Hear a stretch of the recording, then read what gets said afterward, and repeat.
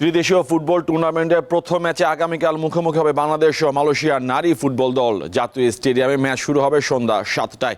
এই সিরিজ দিয়ে দীর্ঘ 1 যুগ পর ঢাকা জাতীয় স্টেডিয়ামে আন্তর্জাতিক ম্যাচ খেলবে জাতীয় নারী ফুটবল দল। ত্রিদেশীয় সিরিজে বাংলাদেশ, আজারবাইজান ও মালয়েশিয়া পরস্পরের বিপক্ষে একটি করে ম্যাচ খেলবে।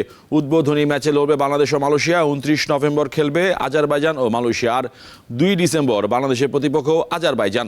আগামী মার্চে অস্ট্রেলিয়ায় অনুষ্ঠিত হবে এএফসি উইমেন্স এশিয়ান কাপ। এই টুর্নামেন্টে প্রথমবারের মতো খেলতে যাবে বাংলাদেশ দল। এর প্রস্তুতির অংশ হিসেবে এই ত্রিদেশীয় সিরিজ আয়োজন করছে বাফুফে। বাংলাদেশ নারী ফুটবল দল সবশেষ গত অক্টোবরে থাইল্যান্ডের বিপক্ষে 2টি ম্যাচ খেলেছিল। সেই স্কোয়াডে থাকা 23 জনের মধ্যে বাকি সবাই এবারও দলে থাকলেও রুমা আক্তারকে রাখা হয়েছে স্ট্যান্ড বাই হিসাবে। দলে নতুন ঢুকেছেন মামুনি চাকমা।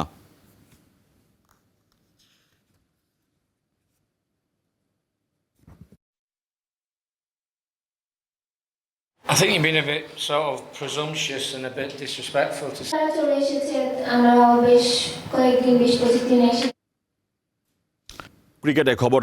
শেষ মুহূর্তে বিপিএলে যুক্ত হলো নতুন দল। প্রথমবার টুর্নামেন্টে অংশ নেবে নোয়াখালী। দেশ ট্রাভেলসের মালিকানায় নতুন দল হিসাবে অন্তর্ভুক্ত হলো নোয়াখালী এক্সপ্রেস। আগামী 27 নভেম্বরের মধ্যে ব্যাংক গ্যারান্টি দিতে হবে সবকটি দলকে।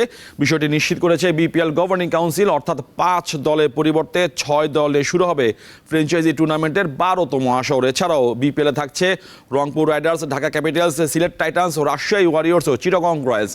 3 দফা পিছিয়ে আগামী 30 নভেম্বর অনুষ্ঠিত হবে আসরে নিলাম। এবার প্লেয়ার ড্রাফটে বদলে হবে নিলাম। আগামী 19 ডিসেম্বর সিলেট পর্ব দিয়ে শুরু হওয়ার কথা রয়েছে এই টুর্নামেন্ট। ফাইনাল হবে 2026 সালের 23 জানুয়ারি।